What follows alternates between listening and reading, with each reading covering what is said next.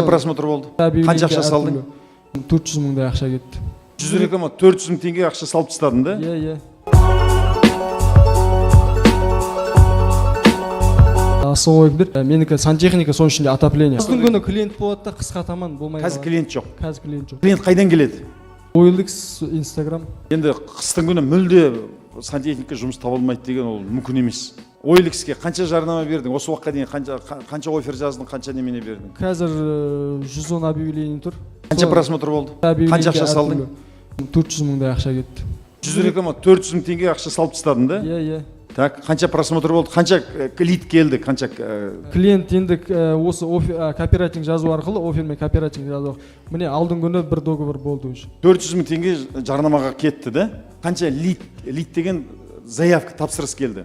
Қанша просмотр болды? Мөлшермен енді бір объявление өзінде бір 3 мыңдай просмотр бар. Хабарласатыны көбінесе бір 10 адам. Қанша адам қалтырды телефон?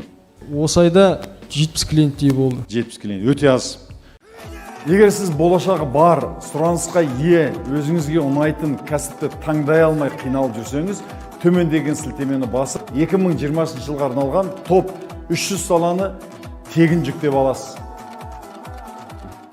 Кім проблемасын өз дұрыстап анықтай алмай отыр да, жарнамаға осынша ақша шығарам, аз ғана клиент келеді. Вот в этом проблема.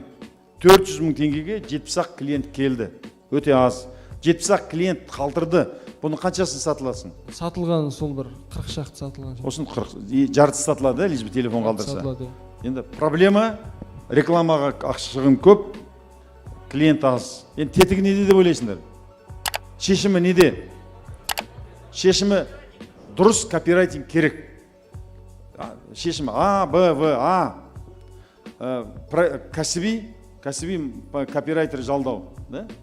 Орысша, қазақша нарықта жетіп артылады. Маған мықты копирайтер керек. Екіншісі, өзің отырып ап, өзің осымен күндіз-түн осымен айналысу. Мынау неменесі дұрыс емес. Контент дұрыс емес ішіндегі, суреті дұрыс емес. Целевая аудитория дұрыс таңдалмаған. Бірінші немене. Екіншісі, тек қана OLX-ке емес, енді мынау неменеге Инстаграмға контекст жарнама жасайсыңдар ма? Инстаграмға жасағам, ояқта өте жақсы кісілер келеді жаңа. Ешқандай бағасын құлатпай, саудаласпай, айтқан бағаға келіседі. Жақсы, маркетолог бар ма? Өзің ғой да? Өзім енді оқыватым. Жақсы, дұрыс, енді жақсы шешімі саған. Принципе, сендердің бәрің айтып бере аласыңдар шешімі. Кәсіби, көріп отырсыңдар, немене жоқ да? Айталық, помидор егіп жатыр, мал өсіріп жатыр, яғни білмесек, кәсіби маман жалдау керек. Кафель салды, қиқы-жиқы болды, үй салып жатыр, электричествоны дұрыс жасай алмайды. Не істеу керек? Сразу айтады, бұл апаңа барып жатса айтады, маман жалда деп. Дұрыс маманда келсеңші, ана светті болмай жатыр. Білетін адамды алып кел, машинең жүрмей жатса жөндейтін. Саған тетігі қазір шешімі. Тез арада 2-3 күннің ішінде жарнама беріп, бізге осындай компанияға дұрыстап копирайтинг жарнама жасап беретін маман керек. Осы аламаннан кемінде бидесіңдер, кемінде 5-6 адамды аламыз. Соларға айтасыңдар, біздің бюджетіміз осынша ақша береміз.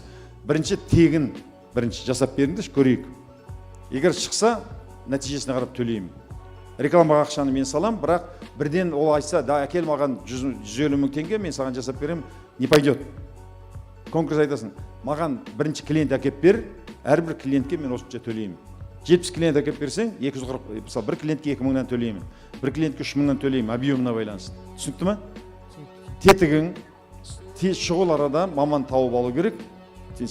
Соны клиент келеді, оң кейін келесі басқа тетікті іздей бастайсың. Тек қана OLX емес, Инстаграм, видео керек, отзыв керек. Жақсы ма? Жақсы, рахмет. Келесі.